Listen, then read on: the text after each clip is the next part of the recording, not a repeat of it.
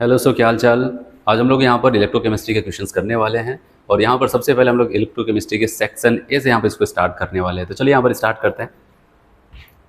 जो section A का पहला क्वेश्चन अगर हम लोग बात करते हैं, आपसे यहाँ पर एक थ्योरेटिकल क्वेश्चन पूछा गया है। If a spoon of copper metal, एक स्पून लिया गया है, वो किसका है, यहाँ पर कॉपर मेटल का है, is placed in a solution of ferrous sulphate. ठीक है, फेरस सल्फेट के सोल्यूशन में, ठीक है, वहां पर रखा गया। फिर आपसे बोला गया है कि यहाँ पर स्पून किसका है, कॉपर मेटल का, किसमें रखा गया, फेरस सल्फेट में। तो आपसे पूछा गया कि वहां पर क्या घटना घटेगी। कहा गया कॉपर विल प्रेसिपिटेट आउट, क्या कॉपर वहां पर प्रेसिपिटेट हो जाएगा, iron will precipitate, copper and iron will precipitate, no reaction take place. तो मैं आपको बताऊं, अगर हम बात करते हैं यहाँ पर कॉपर अगर मेटल फॉर्म है तो कॉपर आपका यहाँ पर सॉलिड फॉर्म में, और अगर आयरन की बात करते हैं फेरस, तो फेरस सल्फेट की अगर बात करते हैं FeSO4 में, आयरन आपका Fe2+ के फॉर्म में है। और मैं आपको बता दूं, इलेक्ट्रोकेमिकल सीरीज में अगर SRP के बढ़ते हुए क्रम में देखते हैं तो आयरन आपका ऊपर होता है और कॉपर आपका काफी नीचे होता है। और याद रखना, जो ऊपर होता है वो क्या कर जाता है, उसके पास रिड्यूसिंग पावर होती है, वो रिड्यूसिंग एजेंट की तरह काम करता है, और जो नीचे हो जाता है वो ऑक्सीडाइजिंग एजेंट की तरह काम करता है। मतलब जो ऊपर है वो दूसरों को रिड्यूस करता है लेकिन खुद को ऑक्सीडाइज करता है, और जो नीचे है वो क्या करता है, खुद को रिड्यूस करेगा, दूसरों को ऑक्सीडाइज करेगा। और अगर हम ऐसे लोगों का कॉम्बिनेशंस बनाते हैं तो आयरन पहले से ही आपको पता है ऑक्सीडाइज फॉर्म में है, आयरन चाहता था ऑक्सीडाइज हो, और जो हमने यहाँ पर सॉल्ट लिया उसमें आयरन पहले से 2+ में है, और कॉपर को हम चाहते थे रिड्यूस हो, क्योंकि ये रिड्यूसिंग एक ऑक्सीडाइजिंग एजेंट की तरह काम करता है। तो यहाँ पर आपको क्या करोगे, ये रिड्यूस होना चाहिए, और पहले से उसी फॉर्म में ये प्रेजेंट है, तो इसका मतलब ये दोनों आपस में रिएक्शंस नहीं करेंगे, क्योंकि ये जो बनना चाहते हो पहले से बने हैं, ये जो बनना चाहते हो पहले से बने हैं, इसलिए आप बताओगे इनके बीच में कोई रिएक्शंस नहीं होने वाली है। आया समझ में? हाँ, अगर ऐसा कुछ होता, याद रखना, ऐसा कुछ होता, Cu2+ होता और आयरन हमारा ऐसे होता, तो आप कहते तब हो जाता, क्योंकि अब यहाँ पर कॉपर रिड्यूस होना चाहेगा तो ये रिड्यूस होगा, और आयरन ऑक्सीडाइज होना चाहेगा तो ऑक्सीडाइज होकर के इनके बीच में रिएक्शंस हो सकती थी। लेकिन अगर हम इनका ये वाला फॉर्म और ये वाला फॉर्म कहेंगे आपस में रिएक्शंस करेगा, तो बताओगे नहीं करेगा, इसलिए हम कहेंगे no reactions will take place. आया समझ में? तो चलिए अगला क्वेश्चन देखते हैं। यहाँ पर नेक्स्ट क्वेश्चन आपको कहता है यहाँ पर the electrode potential become equal to standard electrode potentials when reactant and product concentration ratio is. देखो यहाँ पर आपसे क्वेश्चन में यही कह रहा है, अगर हम बात करते हैं E शेल बराबर E0 शेल, ऐसा कब होगा? कह रहे इनको हमें चाहिए, तो हमें यहाँ पर बताया गया कंसंट्रेशन ऑफ प्रोडक्ट और कंसंट्रेशन ऑफ रिएक्टेंट का रेशियो क्या होना चाहिए। आया समझ में क्वेश्चन क्या बोल रहा है? तो चलो इसको देखते हैं पहले फॉर्मूला क्या होता है। नस ने हमें ये क्वेश्चन बताया है, कह रहे कि अगर हम किसी, ठीक है, शेल के लिए यहाँ पर इक्वेशंस लगाएं, वहाँ पर E शेल बराबर मैंने कहा था E0 cell minus 0.059 upon n log base 10, ठीक है, इतना। और आपको पता है कि हम लोग यहाँ पर Q आता था, Q में क्या लिखें, प्रोडक्ट की कंसंट्रेशन अपॉन रिएक्टेंट की कंसंट्रेशन का प्रोडक्ट, और हमें ये दोनों चीजें बराबर चाहिए, मतलब इधर वाली वैल्यू हमें क्या चाहिए, 0। और 0 कब होगा आपको पता है, जब इन दोनों का रेशियो कितना आ जाए, 1। अगर 1 आ जाएगा तो log 1 की वैल्यू 0, पूरा टर्म 0, तो E शेल बराबर क्या हो जाएगा, E0 शेल के। तो इसका मतलब बताओगे इक्वल टू 0 कर दो, आपका E एमएफ ऑफ शेल और स्टैंडर्ड एमएफ ऑफ शेल के बराबर हो जाएगा। ठीक है, चलिए अगला क्वेश्चन देखते हैं। यहाँ पर नेक्स्ट क्वेश्चन में आपको यहाँ पर कहता है the reduction potential value are given below. आपको सबके कुछ SRP की वैल्यू दिया गया, ये एल्युमिनियम का है, ये मैग्नीशियम का है, और ये कॉपर का है, और ये आयोडीन का। तो पूछना क्या चाहते हैं, which one is the best reducing agent. और मैंने आपको सिखाया है यहाँ पर जब रिड्यूसिंग एजेंट की बात आ जाए तो एक लाइन यहाँ पर तुरंत पहले लिखो, रिड्यूसिंग एजेंट या फिर रिड्यूसिंग पावर की बात आए तो SREP के इनवर्सली हो जाएगा। SREP की क्या हो जाएगा, इनवर्सली। वही ऑक्सीडाइजिंग होता तो डायरेक्टली, तो जिसके SRP की वैल्यू आपको सबसे कम दिखेगी वही सबसे अच्छा रिड्यूसिंग एजेंट होगा। तो चलो देखते हैं, ये माइनस में 1.67 है, ये माइनस में 2.34 वोल्ट है, और ये प्लस में 0.34 है, और अब बताओगे यहाँ पर ये प्लस में 0.53 वोल्ट है। हमें सबसे मिनिमम ढूंढना था, तो सबसे कम माइनस में 2 तक पहुंच चुका है कौन, मैग्नीशियम वाला। तो बताओगे हम मैग्नीशियम वाले को टिक करेंगे, तो कहेंगे यही हमारा सबसे बेस्ट रिड्यूसिंग एजेंट होगा। ठीक, चलिए अगला क्वेश्चन। 4th नंबर में आपको कह रहा है कि गिवन स्टैंडर्ड इलेक्ट्रोड पोटेंशियल, ठीक है, स्टैंडर्ड इलेक्ट्रोड पोटेंशियल आपको दिया गया है, और आप देखें यहाँ पर Fe से Fe में जा रहा है तो इतना, Fe2+ से Fe में जा रहा है तो इतना। तो कह रहे हैं कि अगर Fe से Fe2+ में, Fe3+ से Fe2+ में जाए तो कितना हो जाएगा यहाँ पर। आप देख रहे हैं यहाँ पर आयरन के ही इलेक्ट्रोड्स हैं, बस डिफरेंट ऑक्सीडेशन नंबर के साथ है। 3 से 0 हुआ, तब 2 से 0 हुआ, तब 3 से 2 हो रहा है, तो आपसे ये पूछा जा रहा है। तो इसके लिए मैंने आपको वहाँ पर एक कॉन्सेप्ट बताया था। अगर हम यहाँ पर ध्यान दें तो मैंने आपको एक फॉर्मूला बताया था, जब भी सेम टाइप का इलेक्ट्रोड हो, उसके डिफरेंट ऑक्सीडेशन नंबर दिए हो, किन्हीं 2 का देकर के तीसरे का पूछा है, तो मैंने आपको एक फॉर्मूला बताया था, याद है? N3E3 पूरा डिराइव करके आपको बताया था, कहाँ से आया था, डेल्टा जी वाले से। तो बताओ कि N3E3 बराबर N1E1 प्लस N2E2।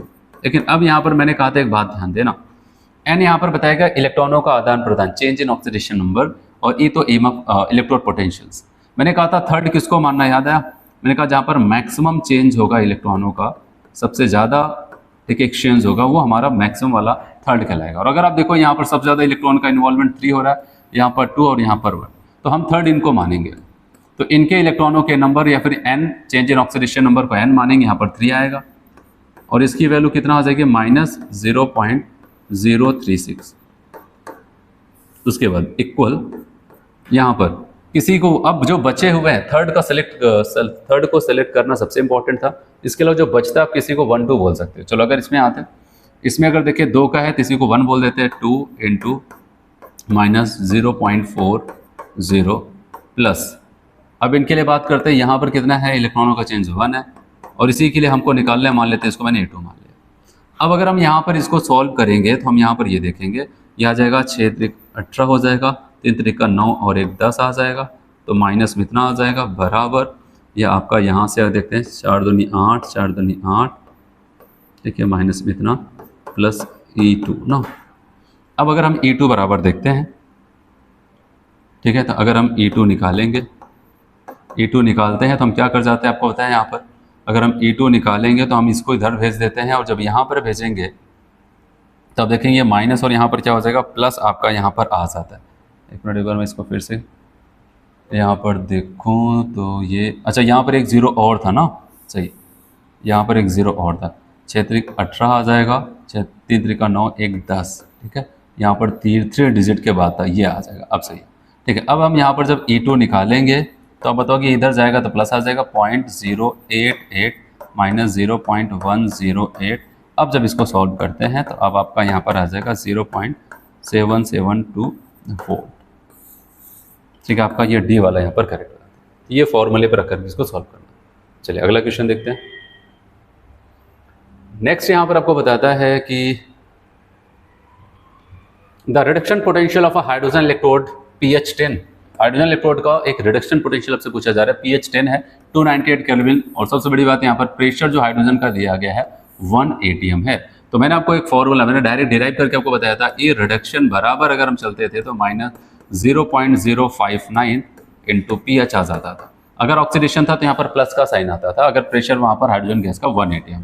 तो अब हमसे वहाँ पर कह रहे हैं कि भाई आपको रिडक्शन का बताना है, तब बताओगे कोई दिक्कत नहीं, हमें pH बता दे। कह रहे pH बता तो रहे हैं, कितना बता रहे हैं, कह रहे कि 10 pH है। तो हमने कहा ठीक है, 10 से मल्टीप्लाई कर देंगे तो आपको दिख रहा है ये पॉइंट यहाँ पर शिफ्ट हो जाएगा, 0.59 इतना आ जाएगा ये रिडक्शन। तो हम कौन सा टिक करने वाले यहाँ पर, सी वाले ऑप्शन को यहाँ पर टिक कर देते हैं। ठीक, चलिए आगे बढ़ते हैं।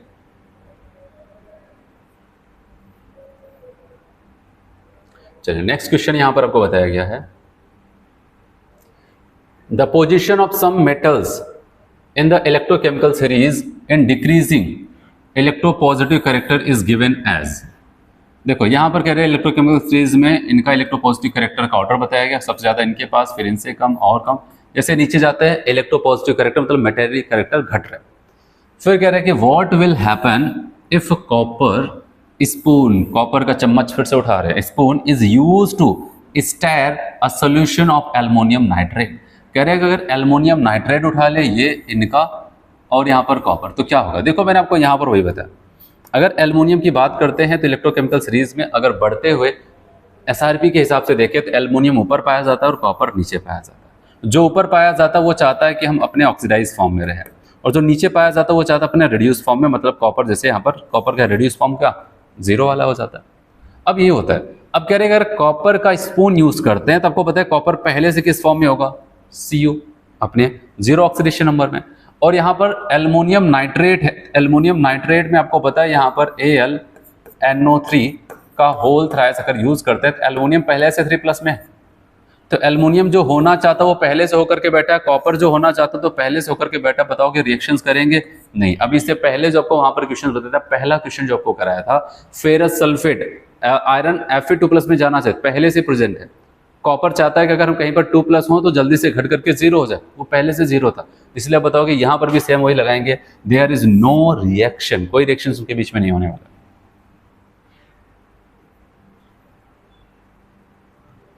ठीक है, नेक्स्ट यहाँ पर बात करते हैं the oxidation potential of zinc, copper, silver, H2 and nickel. आपको यहाँ पर क्रमशः ये दिया गया बोल्ट रेस्पेक्टिवली। पूछना क्या चाहता है, विच of the following reaction will provide maximum voltage. याद रखना हमें दिया है ऑक्सीडेशन पोटेंशियल। देखो कभी भी अगर ऑक्सीडेशन पोटेंशियल्स दे करके कई लोगों को पूछे हमें सबसे ज़्यादा वहाँ पर सेल पोटेंशियल चाहिए तो कहाँ पर मिलेगा, या फिर आपको सबका रिडक्शन पोटेंशियल देकर के पूछे सबसे ज़्यादा सेल पोटेंशियल चाहिए कहाँ पर चाहिए, तो आपके पास दो चीज़ है, दो एक्सट्रीम वाले लोगों को उठा लेना। एक्सट्रीम का मतलब एक मैक्सिमम और एक मिनिमम। जैसे ऑक्सीडेशन दे रहा है ना, एक मैक्सिमम ऑक्सीडेशन एक मिनिमम ऑक्सीडेशन वाले को उठा लो। अगर रिडक्शन देता है तो एक मैक्सिमम रिडक्शन एक मिनिमम रिडक्शन को उठा लो। इन्हीं के बीच में अगर हम इनको सही से अरेंज करते हैं इन्हीं दो लोगों को, तो सबसे ज़्यादा सेल पोटेंशियल हमें देंगे। तो यही कॉन्सेप्ट के साथ अगर हम चलते हैं तो आप बताओगे कि अगर हम जिंक की बात करते हैं सबके साथ, जिंक के पास पॉजिटिव में 0.76 इलेक्ट्रोड पोटेंशियल है और सबसे कम, ये मैक्सिमम, सबसे कम किसके पास हो जाएगा, सिल्वर। तो आप बताएंगे यहाँ पर जिंक की अगर बात करते हैं ऑक्सीडेशन, तो हमारे पास है यहाँ पर पॉजिटिव में ऑक्सीडेशन दे रहा है, ठीक है, इतना। और अगर हम सिल्वर की बात करते हैं तो यहाँ पर माइनस में 0.8, ये ऑक्सीडेशन का पोटेंशियल, ऑक्सीडेशन इलेक्ट्रोड पोटेंशियल है।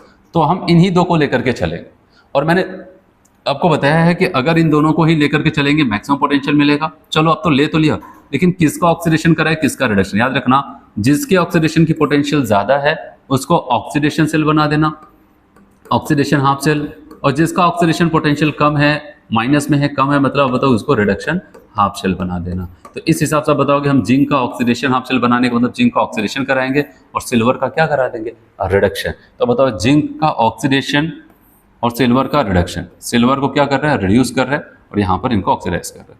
अच्छा, अच्छी बात यह है कि इसमें कॉपर के साथ ऑप्शन है, निकल के साथ है। सबसे पहले अगर हम इतना भी पकड़ लेते हैं कि यहाँ पर जिंक और सिल्वर वाला ही कॉम्बिनेशन सबसे बेस्ट होगा, तो वैसे एक ही ऑप्शन यहाँ पर दिया था। क्यों बेस्ट होगा आपको समझ में आया। जब भी कभी ऐसा पूछा जाए कि मैक्सिमम ईएमएफ ऑप्शन चाहिए तो आप दो एक्सट्रीम वाले, मैक्सिमम और मिनिमम को उठा लें।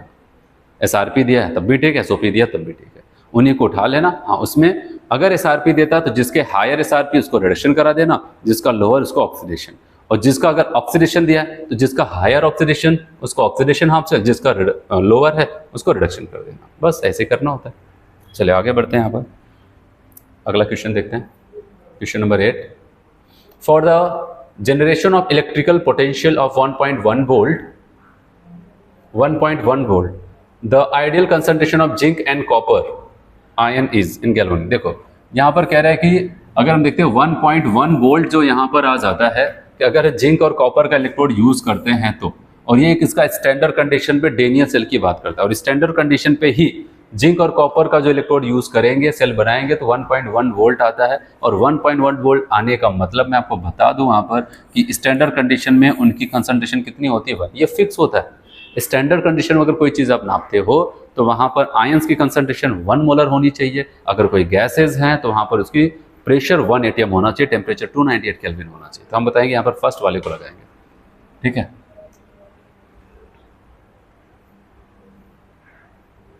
चलिए select the correct statement for the galvanic cell. Galvanic cell के लिए क्या आपको सही लग रहा है। कहा गया galvanic cell is not an electrochemical cell, गलत बोल दिया, ठीक है। कह रहा है it convert electrical energy to chemical energy, गलत बोल रहा है। आपको पता है गैल्वेनिक शेल की ही खास बात होती है, वो इलेक्ट्रोकेमिकल सेल होते हैं, वहां पर आप बताओगे केमिकल एनर्जी कन्वर्ट हो जाती है इलेक्ट्रिकल एनर्जी में। दोनों लाइन गलत। In this device the gives energy of spontaneous redox reaction is used, सही बोल रहे हैं। देखना यहाँ पर याद रखना, जो भी गैल्वेनिक शेल में अगर उसकी गैल्वेनिक शेल है उसमें केमिकल रिएक्शंस हो करके इलेक्ट्रिसिटी प्रोड्यूस होती है। जो भी केमिकल रिएक्शंस होती है एक्चुअली वो स्पॉन्टेनियस रिएक्शन, बस एक बार आप प्रॉपर सेटअप बना दो, रिएक्शन एक बार स्टार्ट हो गई तो उसके बाद वहाँ पर किसी की ज़रूरत नहीं होने वाली उसको, ठीक है, खुद से होती जाएगी और खुद से होगी तो गिव्स एनर्जी चेंज, आपको वहाँ पर क्या मिलेगा, नेगेटिव मिलेगा, इसका मतलब बताओगे वो स्पॉन्टेनियस रिएक्शंस होगी। तो हम यहाँ पर थर्ड वाले को लगाएंगे।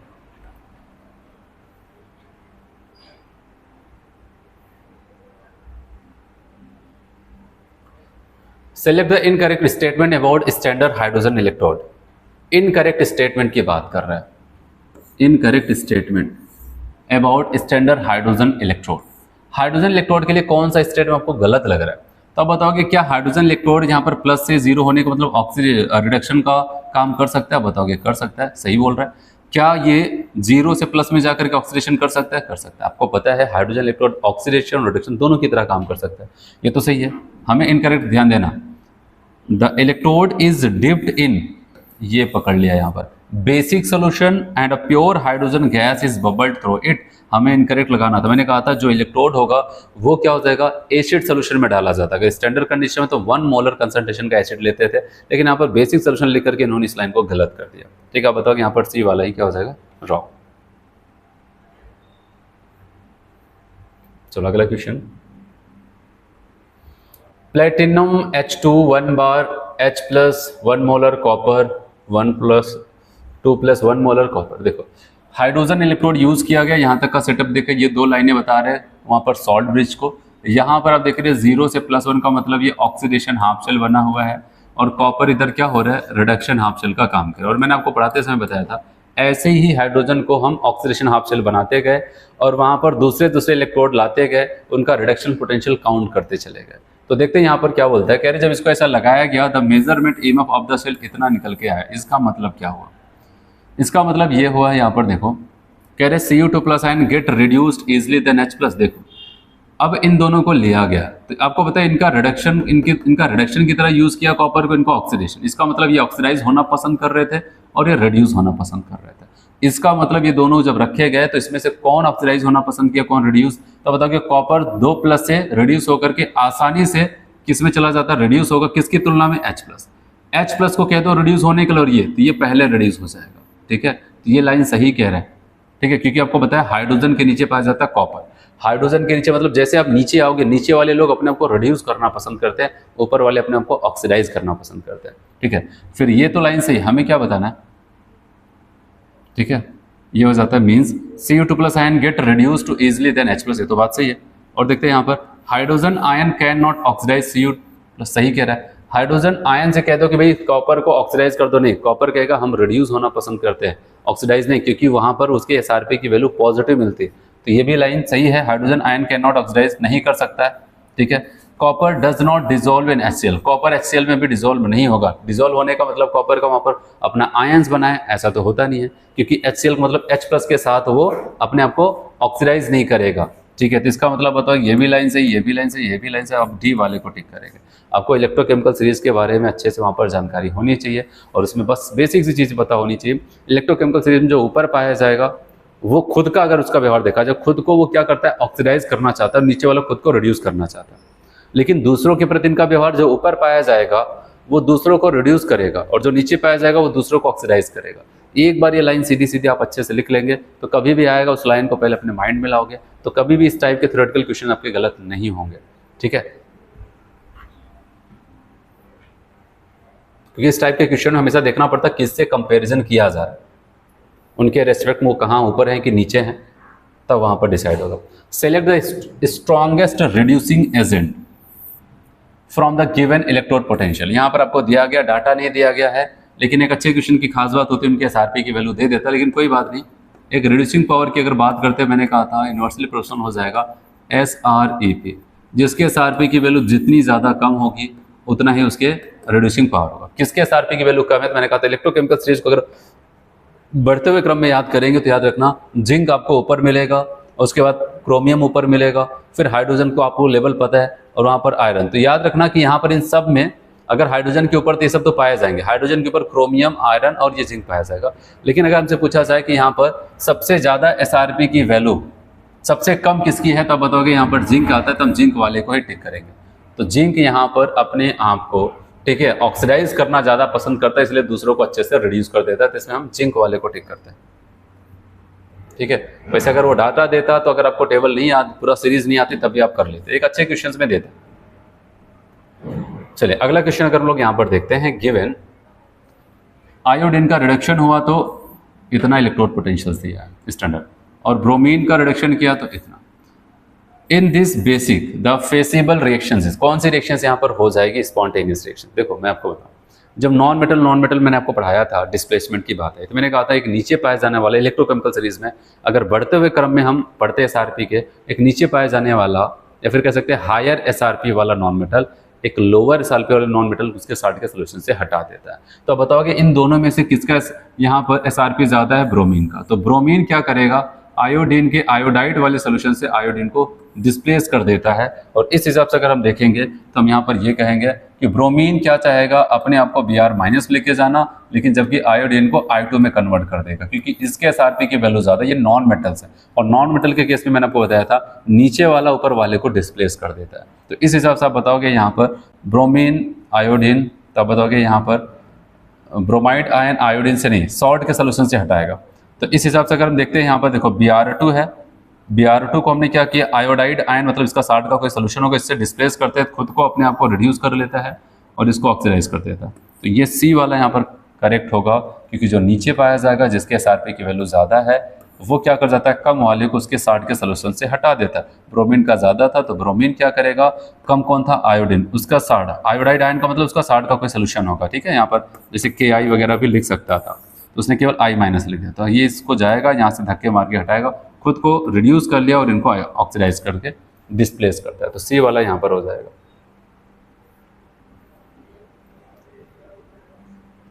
फिर अगला देखते हैं यहाँ पर, select the appropriate statement for Daniell cell containing Cu2+ और Zn2+ है। डेनियल सेल जो मैंने आपको बताया था आपकी NCERT की बुक में है, पढ़ाते समय मैंने इसी का एग्जाम्पल लेकर के शुरुआत किया था, ठीक है। तो अब आपसे पूछा गया कि सेलेक्ट अप्रोप्रिएट स्टेटमेंट, क्या स्टेटमेंट के लिए सही होगा?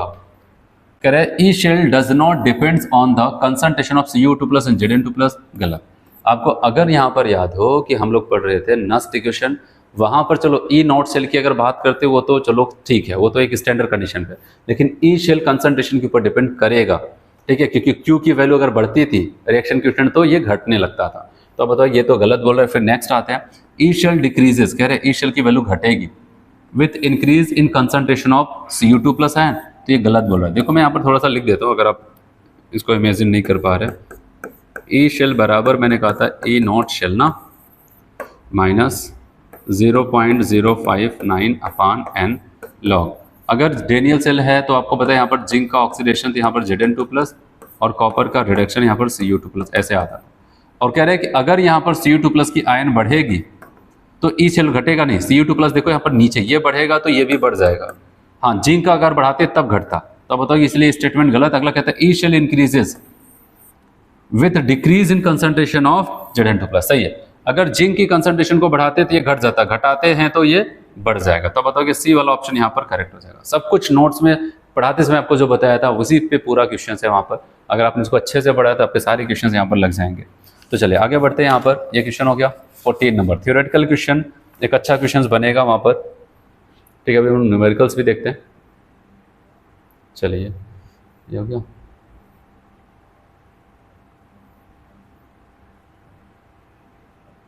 चलो ये वाला क्वेश्चन नंबर 15 हम लोग को देखना था ना। फॉर ई शेल आपको कह रहे हैं कॉपर का ऑक्सीडेशन करा रहे, देख रहे हैं Cu2+ Ag का रिडक्शन, ई शेल की वैल्यू इतनी है। If concentration Cu2+ ion double then E not cell, याद रखना ई नॉट शेल बोला है, ई शेल की बात नहीं कर रहा। ई नॉट शेल फिक्स होता है स्टैंडर्ड कंडीशन, वो नहीं बदलेगा। अब बताओगे रिमेन सेम, लेकिन अगर ई नॉट शेल बोलता तब चेंज होता। आया समझ में? ये भी आपको पता होना चाहिए। तो ई नॉट शेल, इससे पहले वाले क्वेश्चन में ई शेल की बात कर रहा था, देखो इस वाले क्वेश्चन में ई शेल की बात कर रहा था, यहाँ पर ई शेल, तो यहाँ पर ई नॉट शेल फिक्स होता है, स्टैंडर्ड कंडीशन पे नापा जाता है, वो फिक्स होता है। चलिए अगला बात करते हैं यहाँ पर क्वेश्चन नंबर 16।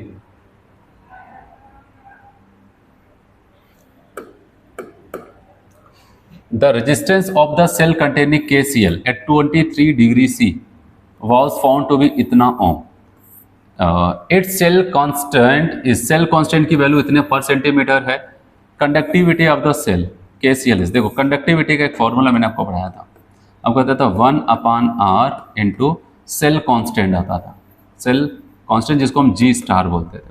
आपसे बस ये पूछा जा रहा है कंडक्टिविटी, कंडक्टिविटी जिसको स्पेसिफिक कंडक्टेंस भी तो कहते हैं, तो वही आपसे पूछा जा रहा है 1/r, अब बताओ 1/55 इंटू, अब बताओ यहाँ पर 0.616, ठीक है। बस इसी को हम सॉल्व करेंगे, अब सॉल्व करना तो 1.12 इंटू 10⁻⁻² आ जाएगा, तो आपका सेकेंड वाला यहाँ पर करेक्ट हो जाएगा। बस रख करके फॉर्मूला सॉल्व करना, ठीक।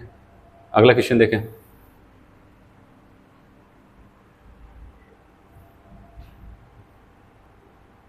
चलिए फॉर्मूला है विच of the following statement is true for molar conductivity. Molar conductivity के लिए क्या आपको सही लग रहा है यहाँ पर, कहा गया it differs due to charge and size of ion in which they dissociate. सही है, देखो अगर अलग अलग वहाँ पर चार्ज और आयन्स कंसंट्रेशन लेके चलते हैं तो वहाँ पर उसकी वैल्यू आपको अलग मिलेगी। तो बताया गया due to charge and size of the ion which they dissociate, तो इस पे आप पे डिफर करेगा, तो बात तो सही कह रहा है। और साथ साथ कह रहे हैं अगर मोलर कंडक्टिविटी को हम देखें फॉर्मूला याद रखना है यहाँ पर साइमन मीटर स्क्वायर पर मोल, तो कह रहा है कि कप्पा जो कि यहाँ पर इसकी यूनिट जिसको हम के कप्पा बोलते हैं यहाँ पर कंडक्टिविटी साइमन पर मीटर अपान 1000 लीटर पर मीटर क्यूब आ जाएगा इनटू मोलैरिटी। तो बताओ ये फॉर्मूला सही है। तो मैंने आपको पढ़ाते समय बताया था जब साइमन सेंटीमीटर स्क्वायर की बात करें यूनिट, ये वाली यूनिट, तो 1000 नीचे आ जाएगा, और अगले में अगर हम देखते हैं यहाँ पर सेंटीमीटर स्क्वायर, ये metre square sorry metre square था तो 1000 नीचे, और सेंटीमीटर का स्क्वायर के साथ आएगा तो 1000 कहाँ पर ऊपर आ जाएगा पूरा कन्वर्जन। तो आप बताओगे पहला भी सही है, दूसरा तीसरा हम यहाँ पर कौन सा टिक करेंगे, फोर्थ वाला D, all of the above, ठीक है फॉर्मूला था। चलिए नेक्स्ट क्वेश्चन में आपको कहता है सेलेक्ट द करेक्ट स्टेटमेंट। क्या बोल रहा है, conductivity decreases but molar conductivity increases with increase of dilution. देखना क्या ये लाइन सही होगा। मैंने आपको बताया था कि अगर हम डायल्यूशन करते हैं, ये इंपॉर्टेंट है, स्टेटमेंट में क्वेश्चन पूछे जा सकते हैं ये, अगर हम डायल्यूशन करेंगे तो याद रखना जो मैंने कप्पा के पढ़ाया था वो डिक्रीज कर जाएगा। इसके अलावा मोलर कंडक्टिविटी हो चाहे इक्विवेलेंट कंडक्टिविटी हो, ये क्या होंगे, ये इंक्रीज करते हैं। तो डायल्यूशन करने पर कप्पा डिक्रीज करता है कंडक्टिविटी जिसको स्पेसिफिक कंडक्टेंस भी कहते हैं। क्यों पता है क्यों, क्योंकि इसका कॉन्सेप्ट आपको पता होना चाहिए। क्योंकि जो कप्पा है, ठीक है, ये क्या बताता है, ये कहता है कि पर यूनिट वॉल्यूम में प्रेजेंट आयन की वजह से जो कंडक्टेंस होगा वही यहाँ पर कहलाता है स्पेसिफिक कंडक्टेंस। अगर पर यूनिट वॉल्यूम में आयन्स ज्यादा हैं तो कंडक्टेंस ज्यादा, पर यूनिट वॉल्यूम में आयन्स कम तो कंडक्टेंस कम। और आपको पता है अगर हम डायल्यूशन करते हैं तो पर यूनिट वॉल्यूम पानी मिलाते चले जा रहे हैं तो आयन के नंबर पर यूनिट वॉल्यूम में कम हो जाते हैं, ठीक है, पर यूनिट वॉल्यूम में उसकी वजह से आयन के नंबर कम होते हैं। तो आप बताओगे वहां पर कंडक्टिविटी या फिर स्पेसिफिक कंडक्टेंस डिक्रीज करेगा। और पहला स्टेटमेंट देखते हैं वही लिखा है conductivity decreases but molar conductivity, इनकी बात कर रहे हैं इंक्रीजेस कब, विथ इंक्रीज ऑफ डायल्यूशन। आप बताओगे पहला ही स्टेटमेंट यहाँ पर सही है। इसके अलावा भी और भी ऑप्शन आप वहाँ पर पढ़ सकते हैं। कह रहा है इंक्रीज कर जाएगा, फिर कह रहा है डिक्रीज कर जाएगा, मोलर कंडक्टिविटी इंक्रीज करेगा, इंक्रीज कंसंट्रेशन के साथ बोल रहा है नहीं, तो ऐसा कुछ वहाँ पर आपको बताएगा। तो पहला वाला ऑप्शन यहाँ पर करेक्ट हो जाएगा। 19 नंबर में आपको बताया गया सेलेक्ट द करेक्ट स्टेटमेंट। अब देख रही है फॉर्मूला, ठीक है, फेमस फॉर्मूला यहाँ पर molar conductance at a particular concentration बराबर molar conductance infinite dilution minus A into C की पावर हाफ। ठीक, क्या पूछना चाहते हैं, this equation for a weak electrolytes, गलत, ये तो बनाया गया था स्पेशल किसके लिए, स्ट्रॉन्ग के लिए। इंटरसेप्ट इज इक्वल टू, ये कह रहे इंटरसेप्ट जो यहाँ पर होगा ये नहीं। अब बताओगे ये नहीं, क्या होना चाहिए आपके हिसाब से बताओ इंटरसेप्ट। अब बताओगे यहाँ पर मोलर कंडक्टेंट इनफाइनाइट होगा, यहाँ पर नॉट हटा दिया तो ये भी गलत, ये भी गलत। चलो स्लोप तो कह रहे हैं ए होना चाहिए, बताओगे नहीं भाई ए नहीं, माइनस ए होना चाहिए। क्या होना चाहिए था, माइनस ए। तब बताओगे ये भी इसी की वजह से गलत हो गया। अब बचा एक आखिरी ऑप्शंस देखो, value of A depends on charges of cation and anion. ये लाइन परफेक्ट है और ये लाइन हमेशा याद होनी चाहिए आपसे, फिर से कभी पूछा जा सकता है एनसीईआरटी में। साफ साफ लिखता है कि अगर हम ए की बात करते हैं तो ए कांस्टेंट होता है। ये क्या हो जाता है कि वहां पर जो इलेक्ट्रोलाइट्स किस टाइप के कैटायन और एनायन प्रोड्यूस करते हैं उस बेसिस पे डिपेंड करता है। अगर इलेक्ट्रोलाइट्स डिफरेंट इलेक्ट्रोलाइट्स हैं लेकिन वो सेम टाइप के कैटायन और एनायंस को प्रोड्यूस कर रहे हैं तो उनके ए की वैल्यू क्या हो जाएगी, सेम आएगी। चलिए आगे बढ़ते हैं।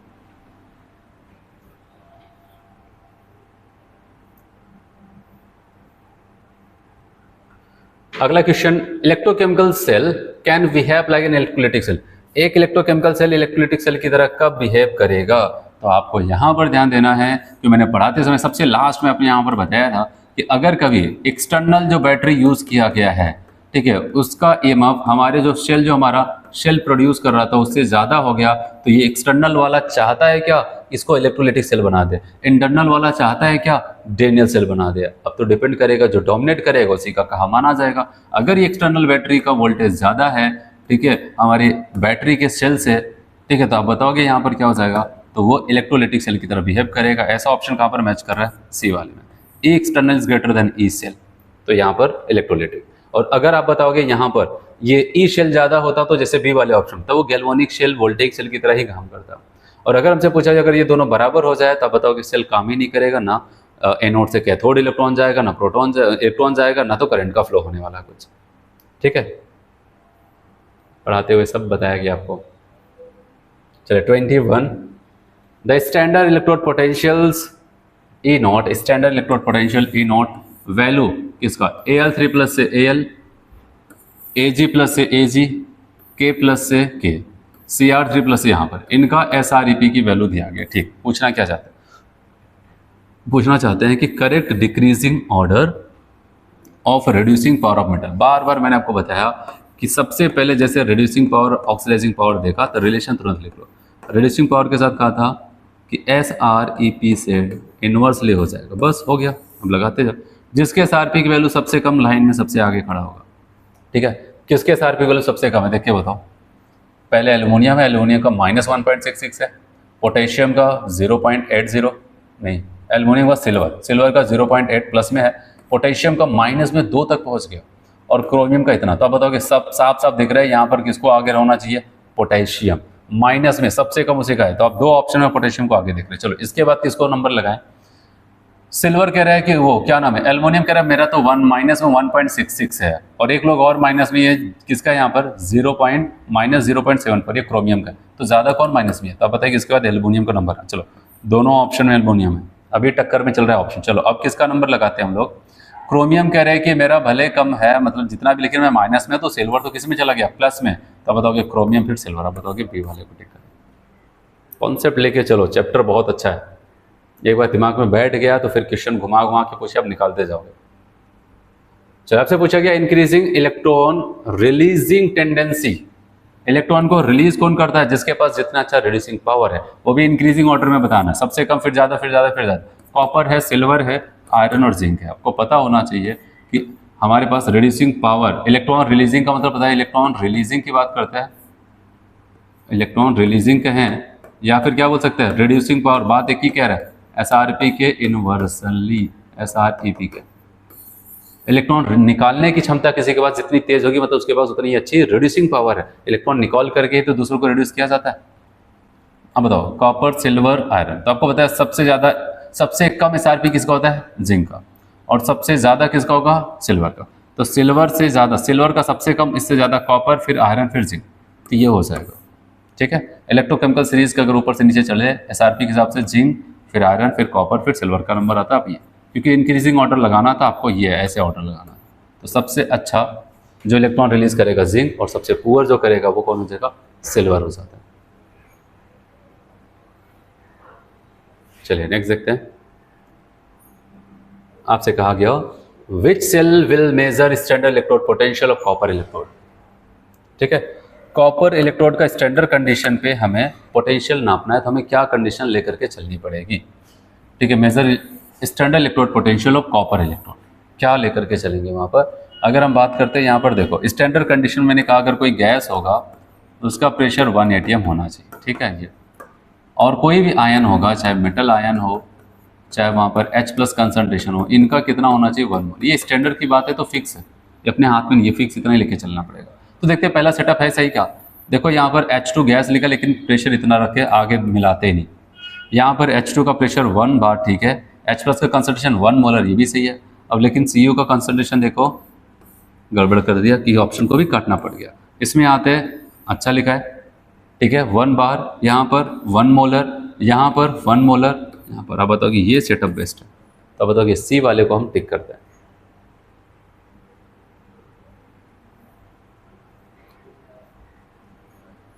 चलो 24 नंबर का क्वेश्चन है,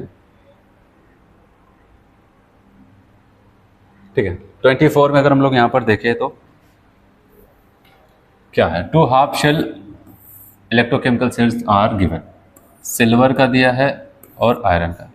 लेकिन यहाँ पर देखो, यहाँ पर इनका रिडक्शन, इनका ऑक्सीडेशन दिया, लेकिन हमें यहाँ पर देखो, यहाँ पर जो अलग से लिखा है इसमें ध्यान देना।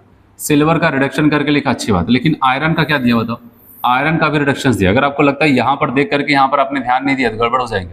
आयरन का भी रिडक्शन 3 से 2, 1 से 0। तो हमसे पूछा गया value of EMF of cell क्या हो जाएगा? तो मैंने आपको समझाया दोनों का रिडक्शन है। अगर दोनों का रिडक्शन है तो जिसके रिडक्शन की वैल्यू ज़्यादा, देखो ये माइनस में 0.3 ही तक है, माइनस में से ये ज़्यादा होगा। माइनस में जितनी कम वैल्यू मतलब उतनी बड़ी वैल्यू। अब बताओ कि इन दोनों को कंपेयर करते हैं। अब बताओ कि हायर एसआरपी है और मैंने पढ़ाया, आपको समझाया, हायर एसआरपी को रिडक्शन हाफ शेल बनाना है और ये लोअर होगा तो बताओ कि इनको क्या बोलते हैं? ऑक्सीडेशन हाफ शेल बनाते हैं, ठीक है। तो हम जब यहाँ पर ईएमएफ ऑफ शेल निकालेंगे तो मैंने आपको बताया था आयरन का ऑक्सीडेशन कराना है। ऑक्सीडेशन का मतलब बताओ कि Fe2+ से Fe3+ में लेके जाना है प्लस, और Ag का रिडक्शन कराना पड़ेगा। तो बताओगे यहाँ पर E0 Ag+ से Ag, बस वैल्यू रख करके सॉल्व करना है। E0 शेल बराबर इनकी वैल्यू 2 से 3। देखो यहाँ पर 3 से 2 दिया, हमें 2 से 3 चाहिए था। बताओगे प्लस में आ जाएगा 0.120। फिर यहाँ पर 0 से 1 से 0 जाने में माइनस में, हमको यहाँ पर रिडक्शन का चाहिए था। हमने कहा ठीक है, यहाँ पर माइनस 0.3995, बस सॉल्व कर लेते हैं। और जब आप इसको सॉल्व करेंगे आप देखेंगे यहाँ पर 0.3125 इतना वोल्ट आ जाता है। और हिसाब से आप बताएंगे बी वाला ऑप्शन यहाँ पर करेक्ट हो जाता है, ठीक। देखो यहाँ पर ज़्यादातर ऑप्शन आप देखेंगे इलेक्ट्रो में, जैसे थर्मो भी होता था, कोई एक डाटा के साथ उनको पता है, या तो आप इसमें जोड़ सकते थे या फिर घटा सकते थे। इसलिए क्या करते हैं, इन दोनों को ऐड करके 2 ऑप्शंस बनाएंगे प्लस माइनस के साथ, दोनों को यहाँ पर आप घटा करके भी प्लस माइनस के साथ ऑप्शंस बनाते हैं। तो इसीलिए यहाँ पर बहुत इंपॉर्टेंट है कि आप इसको अच्छे से समझें और उनके साइन को अच्छे से कन्वर्ट करें। चलिए next question, question number 25। Given zinc का रिडक्शन पोटेंशियल माइनस में 0.76, मैग्नीशियम में माइनस में 2.37, then correct statement about this. कह रहे क्या इनके बीच में रिएक्शंस होगा? क्या होगा? जिंक को 0 कर दिया है और Mg को 2+ कर दिया। बताओ, अब आपको पता है इनके SRP की वैल्यू कम है, इनके SRP की वैल्यू ज़्यादा है, कम है। दोनों को कंपेयर करके देखेंगे तो इस हिसाब से आपको पता है प्लस में जाने के ज़्यादा चांस कौन है? जिसके SRP की वैल्यू जितनी कम उतना ज़्यादा प्लस में होना चाहेगा। तो मैग्नीशियम तो प्लस में होना चाहता है, तो पहले से प्लस में प्रेजेंट है। और जिंक का इस नियम के हिसाब से इन दोनों को कंपेयर करके इनको रिड्यूस होना चाहिए। क्या का पहले से रिड्यूस है, जो रिएक्शन करके इनको होना चाहिए था, कह रहे जो हम बनना चाहते हैं पहले से बन रहे एक दूसरे के आमने सामने। तो बताओ कि पहले से बन रहा है मतलब रिएक्शंस नहीं होगी। लेकिन इसी का उल्टा होता तो Zn2+ होता, ठीक है, मैग्नीशियम 0 के साथ होता, जैसे ZnCl2 और मैग्नीशियम, तब तो रिएक्शंस होता।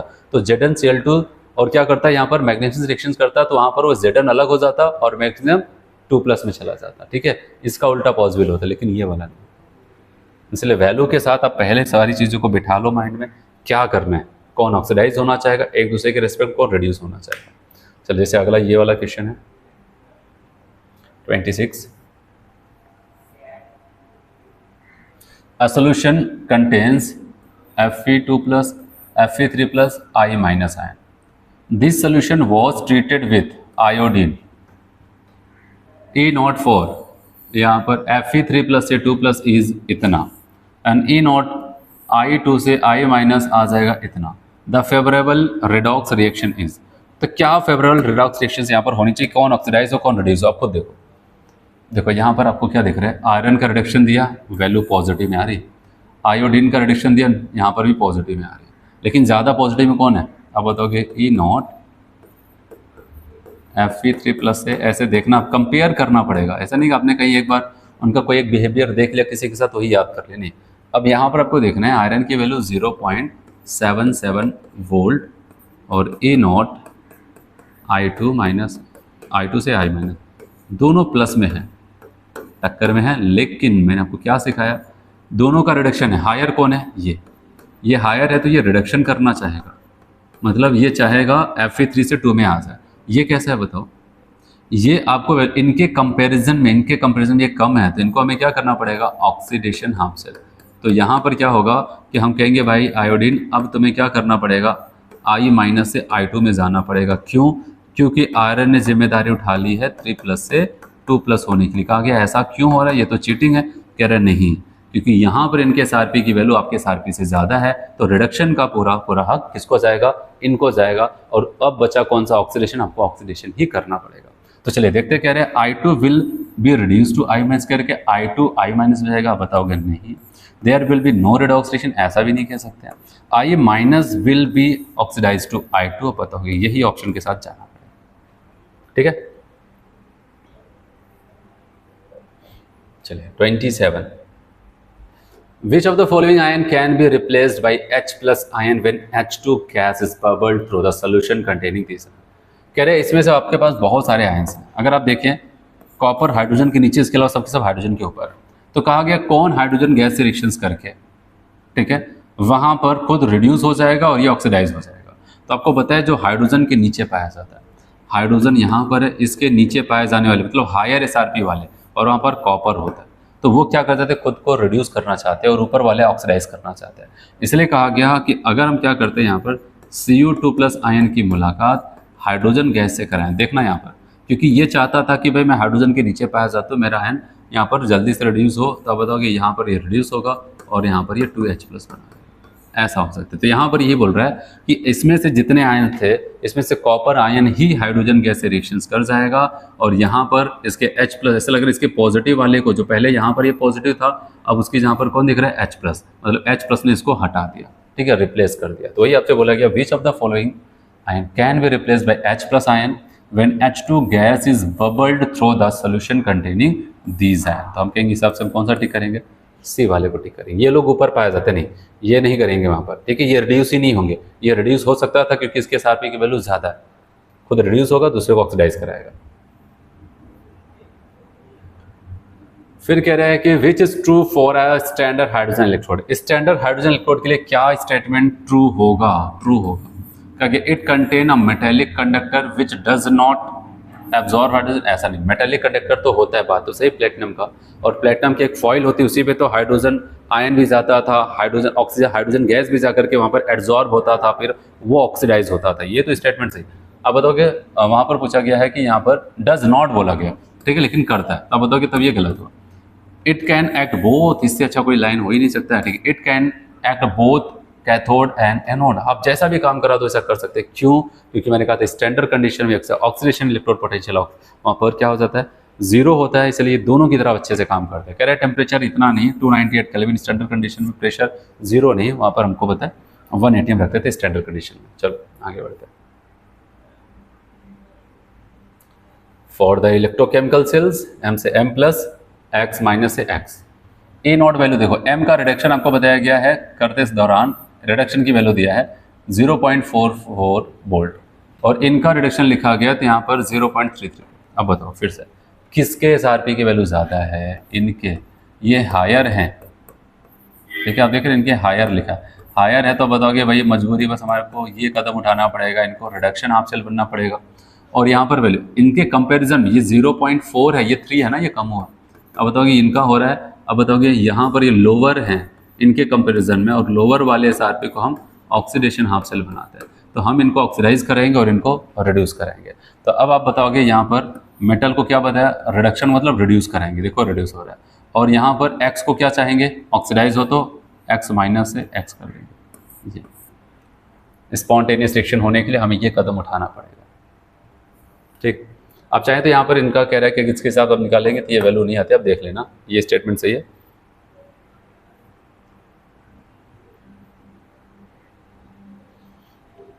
चलिए यहाँ पर a solution is 1 molar in each NaCl, CdCl2, ZnCl2, PbCl2। To this tin metal is added, which of the following is true. इन सब में टिन मेटल को ऐड किया गया, तो टिन मेटल क्या कर देगा? तो सबसे पहले आपको देखना है सबका, लेड का, टिन का, कैडमियम, जिंक, सोडियम, सबका रिडक्शन पोटेंशियल दिया गया, ठीक है। और कौन किसको रिड्यूस कर सकता है, और टिन को डाला गया, टिन पे ही सारे ऑप्शंस बने हैं। टिन क्या कर सकता है? देखो मैंने आपको हमेशा से कहा, जो ऊपर पाए जाने वाला है अपने नीचे वाले को रिड्यूस कर सकता है, ऊपर वाला नीचे वाले को रिड्यूस कर देता है। तो अब ऊपर पाए जाने वाले के एसआरपी की वैल्यू क्या होगी, कम, और नीचे वाले का क्या हो जाएगा, ज़्यादा। तो ये ऐसा कुछ यहाँ पर होता है। और अगर हम बात करते हैं यहाँ पर, ठीक है, ऊपर पाए जाने वाले के एसआरपी की वैल्यू कम, नीचे वाले का ज़्यादा, मतलब ऊपर वाला ज़्यादा माइनस में, नीचे वाला कम माइनस में होगा। अगर हम टिन की बात करते हैं, टिन देखो, टिन अपने नीचे पाए जाने वाले किसी को भी रिड्यूस कर सकता है। तो टिन का अगर यहाँ पर 0.136 माइनस में है, तो इसका आप देख रहे हो, कह रहे हैं कि भाई तुम्हारा 1 से स्टार्ट होता, हम 4 से है माइनस में, मतलब ऊपर है। यहाँ पर कह रहे हैं मैं 7 से, ये भी ऊपर है इनसे, और ये 2 से, तो और ज़्यादा ऊपर है। बचा कौन यहाँ पर, लेड, कह रहे हैं कि -0.1, यहाँ पर -0.1, यहाँ पर 2 था, यहाँ पर 3 है, तो बड़ा कौन हो गया, ये। तो ये बड़ा होने का मतलब, माइनस में वैल्यू बड़ी होने का मतलब ये ऊपर पाया जा रहा है, और ये कहाँ पर है, नीचे पाया जा रहा है। ठीक है, इसका मतलब टिन अगर किसी को रिड्यूस करेगा तो केवल लेड को कर सकता है, इसके अलावा किसी को नहीं कर सकता है। ठीक है, तो आप बताओगे यहाँ पर टिन अगर किसी को कर सकता है, can reduce only led two plus को लेड।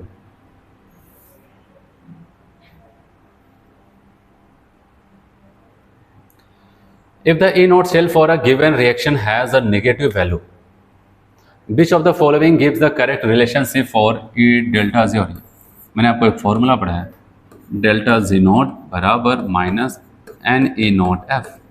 आप खुद मिला के देखो, अगर ए नॉट की वैल्यू उसने कहा है, ए नॉट सेल की वैल्यू क्या होनी चाहिए, नेगेटिव। अगर ये नेगेटिव होगा तो आपको पता है ये नेगेटिव इस नेगेटिव से मल्टीप्लाई होकर के डेल्टा जी नॉट को क्या बना देगा, पॉजिटिव। पॉजिटिव बोले तो गेट ग्रेटर देन जीरो। फिर मैंने आपको डेल्टा जी नॉट का एक रिलेशन इक्विलिब्रियम के साथ बताया था, -2.303 आर टी लॉग बेस 10 के, और हमें ये वैल्यू पॉजिटिव चाहिए। और मैंने कहा अगर ये पॉजिटिव चाहिए तो के की वैल्यू क्या होनी चाहिए, आप बताओगे लेस देन 1 होना चाहिए। अगर ग्रेटर देन 1 कर दोगे तो जो साइन है वही साइन बरकरार होगा, इसमें आप बताओगे के की वैल्यू लेस देन 1। तो delta G not greater than 0 और के की वैल्यू लेस देन 1, तो इस हिसाब से आपका जो ऑप्शन होगा delta G not greater than 0, के की वैल्यू लेस देन 1, तो आपका ए हो जाएगा। ठीक है सर। फिर आपको यहाँ पर कहता है the standard electrode potential for a Daniell cell is 1.1 volt, what is the standard Gibbs energy for a reaction. अगर standard electrode potential Daniell cell के लिए 1.1 वोल्ट है तो ठीक है, what is the standard Gibbs energy for the reaction. तो Gibbs energy for the reactions क्या होना चाहिए, अगर क्वेश्चन नंबर 32 की अगर हम लोग बात करते हैं यहाँ पर, चलिए देखो आपको पता है क्या, ये वैल्यू और डेल्टा जी नॉट का जो मैंने फॉर्मूला आपको बताया माइनस एन ई नॉट, ठीक है, और डेल्टा जी नॉट आप देख रहे हैं यहाँ पर एन है, और डेनियल सेल में सबको बताया जिंक का ऑक्सीडेशन कॉपर ग्रेडेशन, यहाँ पर एन की वैल्यू 2, ई नॉट की वैल्यू 1.1 और एफ की वैल्यू 96500। याद रखना ये हमने जो यहाँ पर लिखा बोल्ट में लिखा है, अगर बोल्ट में है तो आंसर जो भी एनर्जी के लिए आता है वहाँ पर जूल में आता है। तब जब डेल्टा जी नॉट अगर आप यहाँ पर लिखोगे और इनको मल्टीप्लाई करेंगे बड़ी सी वैल्यू आएगी, और आपको तो माइनस साइन के साथ, और जब इसको वहाँ पर कन्वर्ट करेंगे किलो जूल में 12.3 इतना किलो जूल के आसपास आपका आएगा। बी वाला ऑप्शन आपका करेक्ट हो, याद रखना किलो जूल है, आप इसको मल्टीप्लाई करेंगे तो यहाँ पर इतना आएगा। तो 32 में आपका जो यहाँ पर सही हो जाता है बी वाला, माइनस के साथ होगा, ये आपको जाहिर से था, ये कभी नहीं हो सकता था। अब बचे थे ये, तो आपको वहाँ पर कैलकुलेशन करके जैसा डाटा है उसके हिसाब से ठीक करना, किलो जूल के साथ है। A hydrogen gas electrode is made by dipping platinum wire in a solution HCl, और उसका pH दे दिया यहाँ पर 10 and by passing hydrogen gas around the platinum wire at 1 atm pressure the oxidation potential of electrode। तो मैंने इस condition आपको समझाया था, यहाँ पर E ऑक्सीडेशन बराबर मैंने कहा था 0.059 इंटू pH, ठीक है, E ऑक्सीडेशन बराबर 0.059 इंटू pH, और pH की वैल्यू कितनी है 10 है, और 10 आ जाएगा तो ये यहाँ पर शिफ्ट हो जाएगा 0.59, ठीक है, तो आप बताएंगे यहाँ पर 0.59 वोल्ट आ जाता है।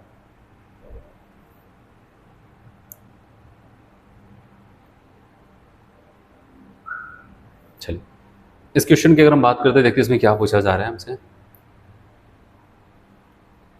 What will be the free energy change for the reaction.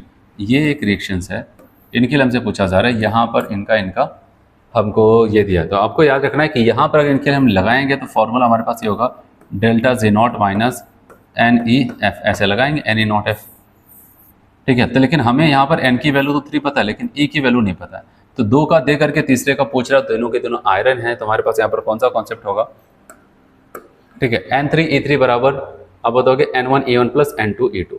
तो चलो यहाँ पर रख करके सॉल्व करते हैं इसको। चलिए यहाँ पर मैंने कहा था कि हमारे पास फॉर्मूला N3E3 बराबर N1E1 प्लस N2E2। चलिए अगर हम बात करते हैं तो 3 किसको बोलेंगे, यहाँ पर मैक्सिमम चेंज होगा, मैंने कहा उसको 3 बोलेंगे, यहाँ पर इसकी वैल्यू को 3 इंटू E3, चलो इतना बराबर 1 किसी को मान लो, इनको मान लेते हैं, इसमें कितने का चेंज आ रहा है बताओ, 1 का, 1 इंटू 0.77, फिर प्लस इसमें कितने का चेंज, 2 का, 2 इंटू इसकी वैल्यू है माइनस में 0.447। चलिए अब यहाँ पर अगर हम लोग इसको देखें ऐसे, अब बताओ कि 3E3 बराबर, अब यहाँ पर 0.77 प्लस, सॉरी यहाँ पर माइनस आ जाएगा ना, माइनस प्लस माइनस, 7 दूनी 14 हो जाएगा, 4 दूनी 8, 1 9 और 4 दूनी 8, ठीक है, इतना, ये हम यहाँ पर करते हैं, ठीक है। तो अब आपको यहाँ पर जो आएगा, और उसके बाद हम क्या करते हैं, यहाँ पर जो भी वैल्यू यहाँ पर आएगी उसके बाद आपको यहाँ पर इसको डिवाइड कर देना है 3 से, ठीक है। तो यहाँ पर हम 3 से इसको डिवाइड करते हैं, तो पहले यहाँ पर इसको घटा ही देते हैं ना। अब तो 0.894 माइनस में 0.770, आपका 4 आ जाएगा, 7 में 9 में से 7 गए 2, यहाँ पर आ जाएगा 1, लेकिन याद है ये माइनस वाला इतना आ जाएगा। तो अब बताओगे यहाँ पर आपका माइनस में 0.124 इतना आया, फिर अपान क्या हो जाएगा 3, यहाँ पर 3 कर देते हैं, ठीक है। तो अब आपका यहाँ पर जब कहेंगे 0.3 चौक 12 आ जाएगा, ठीक है, इतना, और उसके बाद फिर क्या हो जाता है कि आपका यहाँ पर, और यहाँ पर आपका 3 करने 3 आ जाएगा, ठीक है, 3 त्रिक का 9, तो आपका ऐसा कुछ वहाँ पर आएगा, ठीक है। इसके आसपास आपका वहाँ पर जो भी आएगा, तो आपको ये देखना है, 1 मिनट, यहाँ पर 0 आ जाएगा ना, 0.4 इतना समथिंग करके जो आएगा, तो अब आपको यहाँ पर ये देखना है। तो अब ये वैल्यू यहाँ पर रख करके हम जब सॉल्व करते हैं, डेल्टा जी नॉट बराबर माइनस यहाँ पर 3 इंटू 0 माइनस में रहेगा 0.043, ठीक है। उसके बाद फिर यहाँ पर क्या आ जाएगा, आपका f की वैल्यू 96500, याद रखना ये जूल में आएगा। अब इसको हम जब यहाँ पर सॉल्व करते हैं तो आपकी वैल्यू जो यहाँ पर आएगी लगभग प्लस में 11.87 इतना किलो जूल के आसपास आपका आएगा, ठीक है। तो वहाँ पर आपको ये ध्यान देना, ठीक है।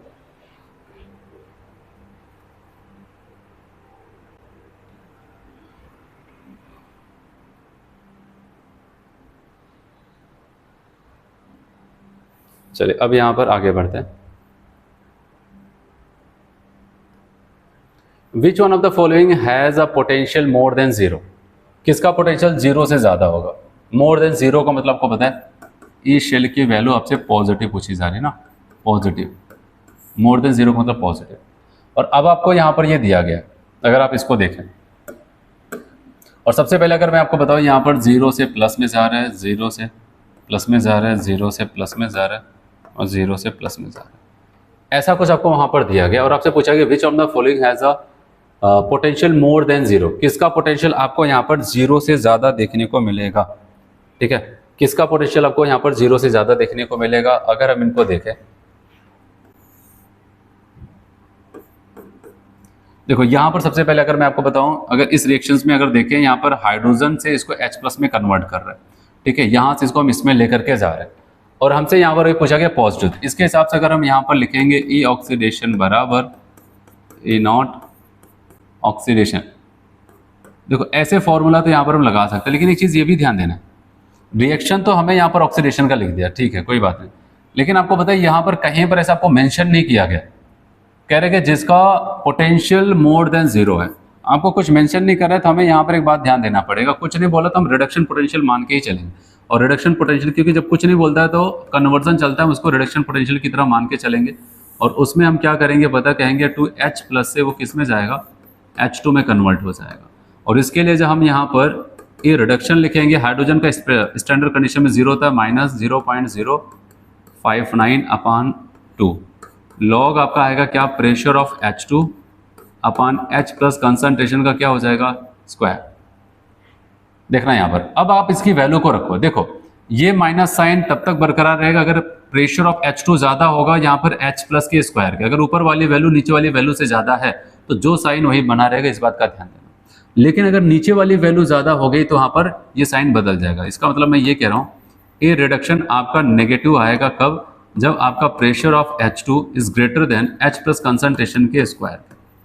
और अगर हम चाहते हैं ये वैल्यू हमारी पॉजिटिव आ जाए, ठीक है, क्या आ जाए यहाँ पर पॉजिटिव, तो उसके लिए हम देखेंगे यहाँ पर क्या होना चाहिए, ऐसे यहाँ पर H प्लस कंसंट्रेशन की वैल्यू ग्रेटर देन 0।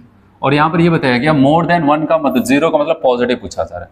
इसका मतलब जहाँ पर H प्लस कंसंट्रेशन का स्क्वायर करने के बाद ये वैल्यू प्रेशर ऑफ H2 से ज्यादा होगी। यहाँ पर देखो यहाँ पर दोनों का 1 1 है, तो 1 का अपॉन 1 का स्क्वायर 1, यहाँ पर तो 0 आ जाएगा यह काम से। और यहाँ पर अगर बात करते हैं 1 और ये 2 है, तो ध्यान देना यहाँ पर 2 है, तो 2 का स्क्वायर कर देंगे 4 आ जाएगा 1, तो यहाँ पर 1/4। आप बताओगे यहाँ पर ये वाली कंडीशन फिट बैठ रही है, आपका सेकंड वाला टिक करना पड़ेगा।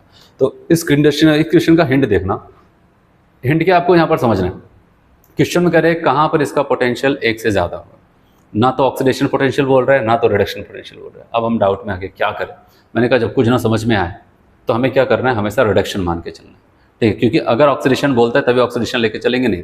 और ये हाफ सेल से नहीं मतलब है, ठीक है, तो ऑप्शंस बनाए गए ना कि हम H प्लस की कंसंट्रेशन इतना, हाइड्रोजन गैस को इतना, या तो रिएक्शंस में बता देता कि इस रिएक्शंस के लिए कहाँ पर पॉजिटिव आएगा, कौन सा सेटअप, तब भले नहीं कुछ बोल रहा है तो रिडक्शन मान करके चलेंगे। रिडक्शन में हमने किया, रिडक्शन के हिसाब से हाफ शेल का यहाँ पर इलेक्ट्रोड पोटेंशियल्स लिखा और हमने देखा कि कब पॉजिटिव होगा, तो आपको ये सेटअप दिख रहा है, आपने इसको टिक किया, ठीक है। इस वाले में देखो माइनस में है, 10 की पावर -1 हो जाएगा, यहाँ पर भी कम है इससे, तो ये चला जाएगा।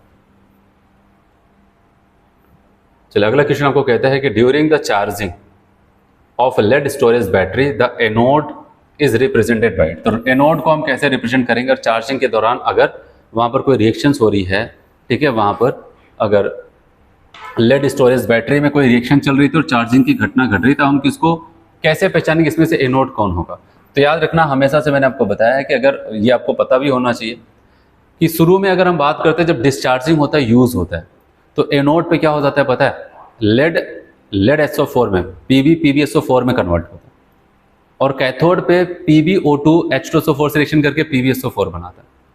लेकिन ये कहाँ की घटना है, अगर मैं आपको यहाँ पर लिख के बता दूँ, अगर एनोड पे देखेंगे तो अब देखेंगे Pb क्या कर जाएगा, H2SO4 से रिएक्शंस करके उसके सल्फेट आयन से PbSO4 बनाता है, बस मैं मेन रिएक्शंस लिखता हूँ।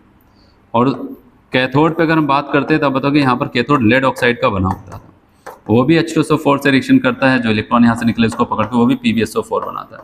मोटा मोटा रिएक्शंस में यहाँ पर लिख रहा हूँ। लेकिन ये कब है, जब वो डिस्चार्ज होगा।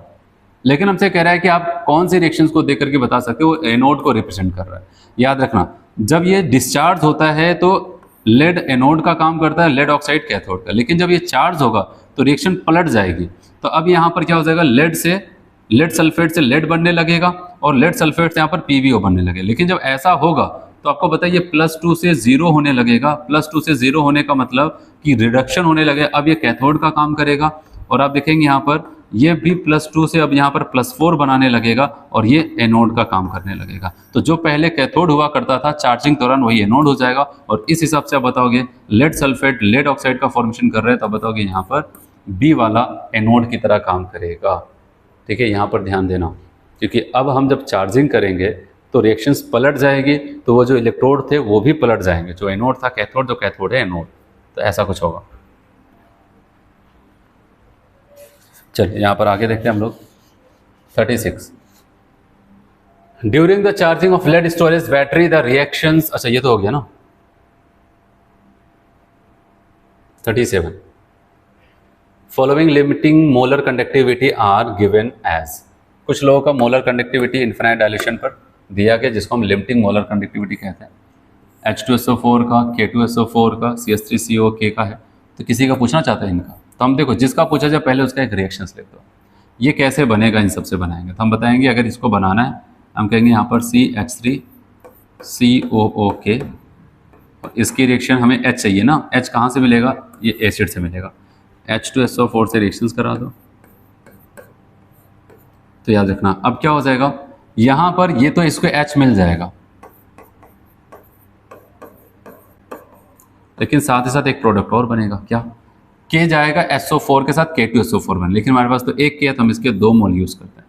जब 2 मोल यूज करेंगे 2 मोल एसिडिक एसिड बनेगा, और ये 2 K इसके SO4 से मिलकर के क्या बनाएंगे, आपको पता है K2SO4। ये है एक बैलेंस केमिकल रिएक्शन। और मैंने कहा था अगर कोई केमिकल रिएक्शन आयनिक रिएक्शन वहां पर देखने को मिल रहा है तो रिएक्टेंस साइड वाले टोटल जो कंडक्टेंस होगा इलेक्ट्रोलाइट्स का मिला करके वो बराबर हो जाएगा प्रोडक्ट साइड वाले के टोटल इलेक्ट्रोलाइट्स के कंडक्टेंस के। तो अब यहाँ पर हम इसको लिख सकते हैं, आपको CH3COH का दिया, लेकिन ये 1 मोल का, यहाँ पर कितना मोल है 2।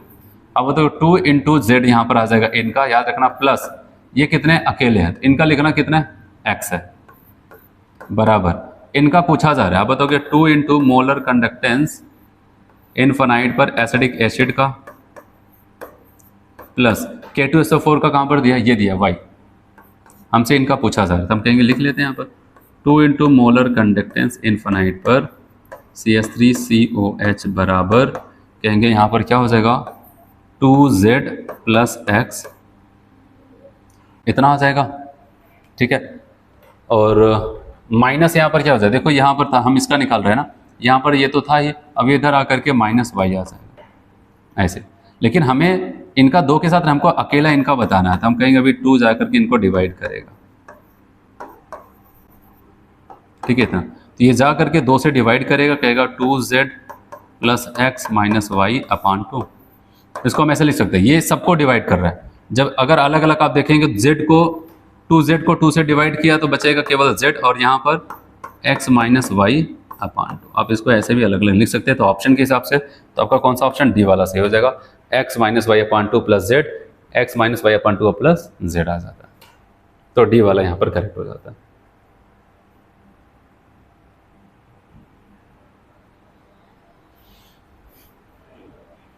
A conductivity cell has a cell constant. Cell constant कितना है 0.5 per centimeter. This cell when filled with 0.01 molar NaCl solution has a resistance इतना ओम, इतने डिग्री से calculate the equivalent conductance of the given. Equivalent conductance हमसे पूछा जा रहा है। इक्विवेलेंट कंडक्टेंस आप देखना सेंटीमीटर के साथ है, तो इक्विवेलेंट कंडक्टेंस हमसे पूछा जाए, मैंने आपको एक फॉर्मूला बताया है, कप्पा इंटू 1000 अपान नॉर्मेलिटी, बस ये लगाना था, ठीक है। तो 138 की अगर हम बात करते हैं तो ये 38 की अगर हम बात करते हैं तो ये हो गया यहाँ पर। अब हमें करना क्या, K की वैल्यू क्या डायरेक्ट दिया है, cell conductivity of cell has a cell constant, cell constant की वैल्यू दिया, और क्या दिया, चलो मोलरिटी दिया है, ठीक है, इतना कंसंट्रेशन है, एंड हैज रेजिस्टेंस इतना ओम दे दिया है। Calculate equivalent conductivity of the given cell. Equivalent conductivity आपसे पूछा जा रहा, बताओ NaCl के लिए x की वैल्यू 1 मतलब जो मोलरिटी हुई नॉर्मेलिटी। अब सबसे पहला काम आपको बताया, हम K को निकालते हैं, और K को निकालने के लिए मैंने आपको बताया था यहाँ पर क्या हो जाएगा G स्टार सेल कांस्टेंट अपान रेजिस्टेंस। सेल कांस्टेंट सेंटीमीटर के साथ 0.5 है, और इसकी वैल्यू कितनी है, कहाँ गया हूँ, यहाँ पर, ठीक है 384। चलो अब यहाँ पर रख करके सॉल्व करते हैं, ठीक है। तो K की यहाँ पर रख देते 0.5 इंटू 1000 अपॉन 384 और इंटू कंसंट्रेशन यहाँ पर 0.01, बस यही रख करके सॉल्व करना है। जब आप इसको रख करके सॉल्व करेंगे तो लगभग आपका यहाँ पर 130 के आसपास आता है, इतना ओम पर सेंटीमीटर, इतना पर ओम सेंटीमीटर स्क्वायर पर इक्विवेलेंट आ जाता है। बस फॉर्मूले में रख करके सॉल्व करना है। K की वैल्यू दिए गए इन्फॉर्मेशन रख करके फॉर्मूला रटा है, अब वहाँ पर रख करके सॉल्व कर लेते हैं। चलिए अगला देखें, यहाँ पर कोहलॉश लॉ इज एप्लीकेबल। कोहलॉश लॉ कब एप्लीकेबल होता है, concern for a concentration solution नहीं, एट इन्फिनाइट डाइल्यूशन, बात सही बोल गया यहाँ पर, ठीक है। आपको पता है इन्फिनाइट डाइल्यूशन पे अगर कोई इलेक्ट्रोलाइट्स है, इन्फिनाइट डाइल्यूशन कर दिया गया है, और उस इलेक्ट्रोलाइट्स का अगर हमें कंडक्टेंस देखना है तो कहा गया कोई दिक्कत नहीं, अगर उसका मोलर कंडक्टेंस इक्विवेलेंट कंडक्टेंस देखना है तो उनके आयन का इक्विवेलेंट मोलर कंडक्टेंस हमें पता होना चाहिए, तभी उन्हीं को हम वहाँ पर ऐड करके बता सकते थे। तो लेकिन ये पूरी कहानी इन्फिनाइट डाइल्यूशन पे ही चलता था। चलिए अगला क्वेश्चन यहाँ पर आपको जो बताया जा रहा है, when a solution of a sodium hydroxide NaOH is added to acidic acid, weak acid, the conductivity of the resulting solution will be। देखो एक तो यहाँ पर एसिडिक एसिड था ही, उसमें में NaOH डाल दिया गया, और कंडक्टिविटी क्या बोलते हैं, पर यूनिट। जब ये था ये तो बहुत कम आयन बनाया था, उसी में हमने एक स्ट्रॉन्ग इलेक्ट्रोलाइट्स डाल दिए तो आयन के नंबर भी बढ़ गए होंगे, और इनसे रिएक्शन करके सॉल्ट भी बना रहे हो, सॉल्ट भी आसानी से टूटेगा। तो आपको पता है यहाँ पर हम कहेंगे कि आयंस के नंबर इंक्रीज करने लगेंगे, और इसी की वजह से हम कहेंगे वहां पर इंक्रीज कर जाए, क्योंकि कंडक्टिविटी पूछा। कंडक्टिविटी कहता है तो पर यूनिट वॉल्यूम में नंबर ऑफ आयंस की वजह से जो कंडक्टेंस होता है पर यूनिट, अगर NaOH डालेंगे स्ट्रॉन्ग इलेक्ट्रोलाइट्स तो पर यूनिट वॉल्यूम आपको नंबर ऑफ आयंस बहुत सारे दिखेंगे, तो कंडक्टिविटी या फिर स्पेसिफिक कंडक्टेंस इंक्रीज कर जाएगा।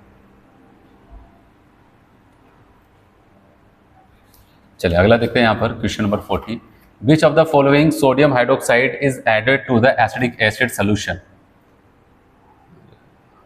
40 तो हो गया ना।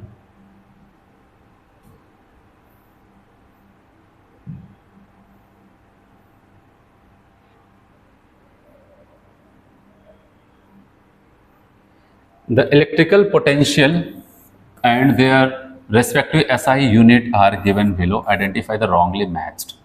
आपको तो स्पेसिफिक कंडक्टेंस कप्पा की बात करते हैं, साइमन पर सेंटीमीटर फिर साइमन पर मीटर, ये सही है, हमें रॉन्ग वाले को देखना है।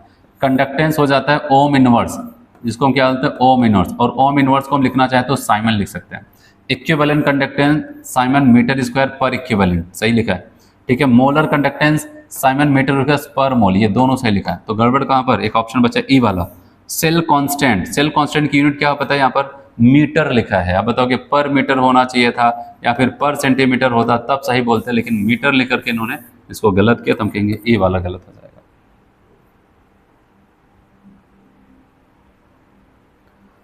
Which one of the following has a highest molar conductivity. सबसे ज्यादा मोलर कंडक्टिविटी किसके बाद हो, मैं आपको यहाँ पर बता दूं। यहाँ पर अगर हमसे पूछा जाए मोलर कंडक्टिविटी या फिर कंडक्टिविटी की अगर हम बात करते हैं, डायरेक्टली प्रोपोर्शनल हो जाएगा नंबर ऑफ आयंस के। जितना ज़्यादा से ज़्यादा आयंस बनेंगे उतना ज़्यादा वहाँ पर आपको देखने को मिलेगा। तो हम सबकी बात करते हैं डाई अमीन डाइक्लोराइडो पोटेशियम थर्ड। तो देखो यहाँ पर आपको क्या हो जाती है, कोऑर्डिनेशन आपको देखने को मिलता है। कोऑर्डिनेशन में कंपाउंड्स मिलते हैं, तो आपको जहाँ पर सबसे ज़्यादा आयंस मिलेंगे तो आपको वहाँ पर देखने को मिलेगा। प्लेटिनम ये रहा Pt। डाई अमीन का मतलब दो अमोनिया इसके पास है, और डाई क्लोराइड दो Cl2, बात खत्म। ये कोई आयन नहीं है, इसमें तो कुछ नहीं देखने को मिलेगा। चलो इनका tetra amine die क्लोराइडो cobalt third chloride. Tetra amine देखो यहाँ पर कोबाल्ट है, टेट्रा अमीन NH3 का होल 4, टेट्रा अमीन डाई क्लोराइडो लो, यहाँ पर 2 क्लोरीन, और इसके कोबाल्ट का ऑक्सीडेशन में 3 होना चाहिए। तो आपको बताया कि यहाँ पर ये तो 0 देगा, 2 ये दे देगा, एक बच रहा है यहाँ पर। इसके पास केवल 2 आयन बनेंगे, एक ये एक और एक ये। इसके पास आता है पोटेशियम हेक्सासाइनोफेरेट सेकेंड K4FeCN का होल 6, काफ़ी फेमस है, ठीक है, होल 6। और यहाँ पर अगर आप देखेंगे 4 और यहाँ पर 5, टोटल यहाँ पर N के नंबर आपको कितना मिलने वाला है, 5। एक लास्ट वाला देखते हैं, hexa aqua chromium third, chromium third है, हेक्सा एक्वा मतलब 6 वाटर है, थर्ड क्लोराइड मतलब इसका 3+ ऑक्सीडेशन नंबर मिले यहाँ पर 3। तो यहाँ पर N की वैल्यू कितना मिलेगा आपको, 3 और 1 4, यहाँ पर 5 मिल रहा है, यहाँ पर 2 मिलेगा, यहाँ पर 0 मिल जाता है आयंस। तो बताओ कि सबसे ज़्यादा कहाँ पर आयन दिख रहा है, सी वाले में, पोटेशियम हेक्सासाइनोफेरेट थर्ड। तो बताओ कि सी वाले में सबसे ज़्यादा होगा, उसी को हम टिक करते हैं, 5 आयन थे। चलिए नेक्स्ट अगर हम लोग यहाँ पर बात करते हैं और यहाँ पर देखते हैं तो क्या आता है। During the electrolysis of a molten sodium chloride, the time required to produce 0.1 mole of the chloride gas using the current 3 ampere। तो हमसे पूछा कितने समय तक, अगर हम बात करते हैं वहाँ पर इलेक्ट्रोलिसिस करा है 3 एम्पियर करंट के साथ, हमें इतना मोल मिले। तो आपको पता है क्लोरीन गैस की बात कर रहे हैं। और क्लोरीन गैस कैसे मिलेगा, जब 2 क्लोरीन 2 इलेक्ट्रॉन को रिलीज करते हैं मिल करके, तब एक Cl2 बनता है। हम इसी का हिसाब लगाने जा रहे हैं। Cl2 को बनने के लिए 2 क्लोरीन चाहिए और 2 इलेक्ट्रॉन का इन्वॉल्वमेंट चाहिए। और हमारे पास यहाँ पर मोल से चल रहा है, मैंने कहा था फर्स्ट लॉ आप लगाएंगे फैराडे का, N×X बराबर I×T/96500 ये।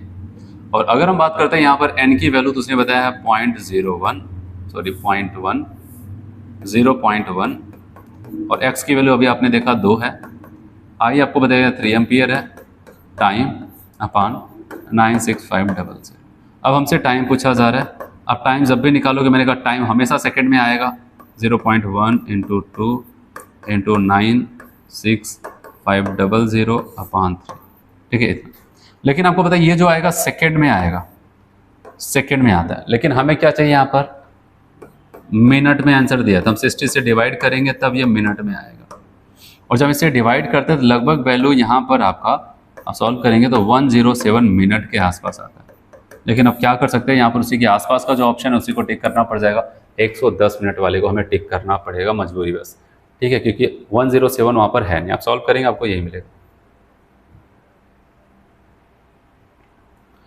How many faraday of electricity are required to given reactions to occur. देखो यहाँ पर अगर आप खुद ये रिएक्शंस देखो, MnO4 माइनस, ये जा रहा है Mn2 प्लस। अब बताओ खुद आप सोच के देखो, यहाँ पर Mn का ऑक्सीडेशन नंबर +7 है, वो घट करके +2 हो रहा है। और याद रखना ये 1 मोल होता है ना, 1 मोल से 1 मोल की बात चल रही है यहाँ पर। तो आप बताओगे यहाँ पर इसका 1 मोल 2 प्लस में जा रहा है +7 से, तो यहाँ पर आपको पता है कितने का चेंज आ रहा है, 5 का। तो इसका मतलब इसने 5 इलेक्ट्रॉन एक्सेप्ट किया होगा। और याद रखना ये मोल का ही खेल होता है, वैसे बोलने के लिए भले एक मोल देते हैं, लेकिन 1 मोल MnO4 5 मोल इलेक्ट्रॉन को लेता है। कितने मोल, 5 मोल इलेक्ट्रॉन को एक्सेप्ट करेगा, तब जा करके 1 मोल Mn2 प्लस बनता है। तो 5 मोल इलेक्ट्रॉन, 1 मोल पे कितना फैराडे का चार्ज, 1 फैराडे, तो 5 मोल पे कितना, 5 फैराडे का चार्ज आएगा, ठीक है। चलो उसी टाइप का क्वेश्चन और है। The amount of current is Faraday required for the reduction of 1 मोल, जिसका बोल रहा है उसका ध्यान देना। 1 मोल Cr2O7 2 माइनस अगर CrO3 में जाता है तो याद रखना Cr2O7 2 माइनस, ये अगर 1 मोल होगा, आपको पता है इसमें कितने क्रोमियम छुपे हैं, 2, तो आपको पता है 2Cr3 प्लस बनाएगा। तो अब आपको यहाँ पर ये देखना है कितने इलेक्ट्रॉन नेट निकल रहे हैं। आपको पता है 1 मोल का मतलब 2 क्रोमियम, और आपको पता है यहाँ पर इसका ऑक्सीडेशन नंबर आप निकालेंगे +6 से +3, आप बताओगे यहाँ पर तो क्या हो जाता है 6 से 3 मतलब 3 का चेंज हो रहा है। लेकिन 2 लोग हैं ना, एक लोग 3 इलेक्ट्रॉन को यहाँ पर एक्सेप्ट करते हैं, तो 2 लोग यहाँ पर टोटल कितने, 6 इलेक्ट्रॉन को एक्सेप्ट करेंगे। अब बताओगे 6 इलेक्ट्रॉन को 2 लोग मिलकर के एक्सेप्ट करेंगे, तब यहाँ पर 2 Cr3 प्लस बनाएंगे। 6 इलेक्ट्रॉन को एक्सेप्ट करने का मतलब टोटल 6 मोल इलेक्ट्रॉन लिया, और 6 मोल का मतलब कितने फैराडे, 6 फैराडे इलेक्ट्रिसिटी वहाँ पर आपको देखने को मिलती है कि रिक्वायरमेंट पड़ेगी। चलिए, the electrolysis of dilute H2SO4 using platinum electrode. Platinum electrode use किया जा रहा है H2SO4 के लिए। तो मैंने आपको H2SO4 के लिए एक कॉन्सेप्ट बताया था, अगर एक्वस या फिर डाइल्यूट फॉर्म होता है, मैंने कहा कैथोड पे और एनोड की अगर बात करते हैं, तो कैथोड पे आपको पता है कि हाइड्रोजन गैसेज जाकर के H2 गैस रिलीज होगा। लेकिन डाइल्यूट मतलब एक्वस फॉर्म है, SO4 नहीं जाएगा, वहाँ पर कौन जाएगा, वाटर। वाटर जाकर क्या निकालेगा, ऑक्सीजन। लेकिन मैंने कहा था अगर यही सेम आ जाए क्वेश्चन और यहाँ पर कंसंट्रेट लिख दे, बताओ NCERT में दिया है लास्ट में सबसे, जहाँ पर इलेक्ट्रोलिसिस प्रोसेस को कंप्लीट करता है वहीं पर एग्जांपल्स दे करके इसको खत्म करता है। तब कैथोड पे तो कोई दिक्कत नहीं, H2 गैस ही निकलेगी। लेकिन अगर कंसंट्रेट आ गया तो अब वाटर नहीं है, तो अब सल्फेट को ही जाना पड़ेगा, H2O8 2 माइनस बनाएगा। ये इंपॉर्टेंट हो सकता है, लेकिन हमसे तो क्वेश्चन में तो डाइल्यूट का पूछा गया, तो तय कह रहे H2 लिबरेटेड कैथोड, कैथोड पे H2 गैस लिबरेट होगा, बात तो सही कह रहा है। O2 प्रोड्यूस कैथोड नहीं, O2 कैथोड पे नहीं, यहाँ पर एनोड पे मिलता है, ये ऑप्शन इसीलिए गया। क्लोरीन वोलिन कुछ नहीं मिलेगा, बताओ यहाँ पर ए वाला ऑप्शन सही होगा।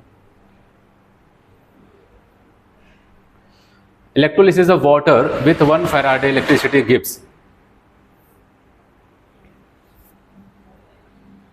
देखो इलेक्ट्रोलिसिस वाटर का कर रहे हैं, ठीक है, वाटर की इलेक्ट्रोलिसिस कर रहे हैं, गिव्स। अगर हम वाटर लेके चलते हैं ना, वाटर रिड्यूस होकर या ऑक्सीडाइज होकर क्या water, electrolysis of water with 1 Faraday electricity. कह रहे हैं हम 1 फैराडे इलेक्ट्रिसिटी मतलब केवल 1 इलेक्ट्रॉन देंगे, याद रखना। कह रहे हैं हम वाटर को दे रहे हैं केवल 1 इलेक्ट्रॉन। आपको पता है यहाँ पर इस पर 2 माइनस से यहाँ पर क्या होता है 0 आता है। कह रहे हैं कि नहीं, वैसे तुम कहते हैं हाफ O2 बनने के लिए इतना चाहिए था, कह रहे हैं मैं केवल 1 इलेक्ट्रॉन दूंगा, बस 1 ही इलेक्ट्रॉन दे रहे। 1 इलेक्ट्रॉन का मतलब अब बताओ 1 फैराडे इलेक्ट्रॉन मतलब 1 फैराडे इलेक्ट्रॉन ही वहाँ पर निकाला जा रहा है। तो क्या होगा अगर आप देखो यहाँ पर, क्या सही लगता है आपको, 1 इलेक्ट्रॉन से क्या बनेगा वहाँ पर, 1 फैराडे इलेक्ट्रिसिटी गिव्स तो क्या हो जाएगा अगर हम यहाँ पर देखते हैं कितना, और आपको देखो 1 मोल ऑक्सीजन बनेगा नहीं, 1 मोल ऑक्सीजन पता है कब बनता है, अगर मैं आपको ये रिएक्शंस लिख के दिखाऊं, जब 2H2O O2 बनाएगा तो मतलब पता है यहाँ पर -2 से यहाँ पर 0, 1 मोल बनने के लिए 2 वाटर चाहिए, और इस दौरान एक ऑक्सीजन एक वाटर क्या करता है पता है, 2 इलेक्ट्रॉन निकालता है, तो 2 मिल करके यहाँ पर 4 फैराडे का यूज होता है, 4 फैराडे से जाकर के पता है तब इधर ये बनता है। तो अब हम यहाँ पर वही कहेंगे, ऐसे कह सकते हैं कि हमको पता है कि 4 फैराडे से हमें 1 मोल O2 मिलता है। तो 1 फैराडे से, याद रखना, 1 फैराडे से कितना 1/4 मोल O2 मिलेगा, बात खत्म। देखिए ऑप्शन मैच कर रहा है क्या, 1 मोल ऑक्सीजन नहीं 1/4 होना चाहिए, 1 ग्राम इक्विवेलेंट नहीं मैच कर रहा है, 1 मॉलिक्यूल नहीं 1 एटम ऑक्सीजन, कोई ऑप्शन नहीं।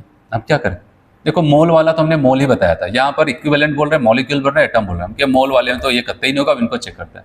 इक्विवेलेंट 1 ग्राम इक्विवेलेंट, अब अगर हमसे पूछा जाए इक्विवेलेंट, अगर हमसे पूछा जाए ग्राम इक्विवेलेंट, अगर हमसे कभी पूछा जाए, खुद सोचो, अगर मोल हमें पता हो किसी का ग्राम इक्विवेलेंट निकालो, मैंने कहा n × x, तो n की वैल्यू कितना मोल है यहाँ पर 1/4 मोल। और याद रखना ये चीज़, अगर वाटर से ऑक्सीजन बन रहा है तो वहाँ पर कितने मोल इलेक्ट्रॉन 4, तो यहाँ पर x की वैल्यू कितनी आएगी 4, इसलिए 4 से 4 ये कैंसिल हो जाएगा, यहाँ पर 1 आ जाएगा। अच्छा क्वेश्चन है थ्योरी के हिसाब से।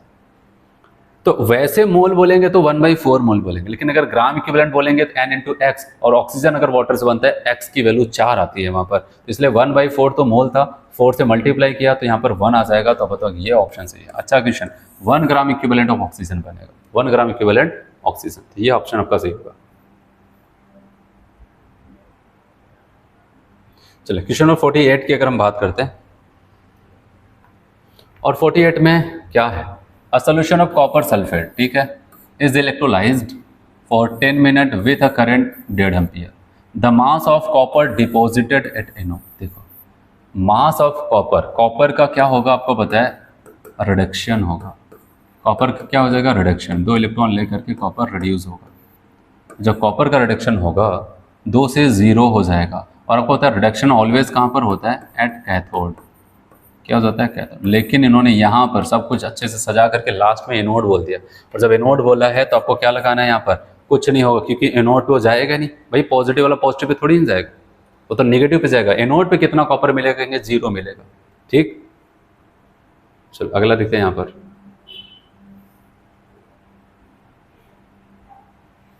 The standard potential of Daniell cell 1.1 volt, then the potential of cell Zn2+ इतना है, Cu2+ आपको इतना कंसंट्रेशन दिया है, हमसे क्या पूछा जा रहा है, then potential of the cell, cell का पोटेंशियल मतलब ये पूछा जा रहा है, ई शेल, तो हमारे पास फॉर्मूला ई शेल बराबर A0 शेल माइनस इनकी यहाँ पर ये लिख देते हैं ना, बोल रहे हैं 0.06 अपान n की वैल्यू सबको पता है 2 आएगी लॉग। बताओ इसके लिए क्या फॉर्मूला लिखते थे हम लोग, अब बताओ कि सर जिंक का ऑक्सीडेशन, तो यहाँ पर प्रोडक्ट साइड Zn का आयन दिखेगा और रिएक्टेंट साइड कॉपर का, ये लिखना था आपको, ठीक है। तो ई शेल बराबर इसकी वैल्यू 1.1 है, माइनस यहाँ पर अगर हम देखेंगे, अब बताओ कि इसको अगर 2 से डिवाइड यहीं पर करते हैं 0.03 लॉग, Zn की कंसंट्रेशन 1 है और इन कॉपर का यहाँ पर देखो 0.1 है, 0.1 है, आपको पता है यहाँ पर 10 आ जाएगा,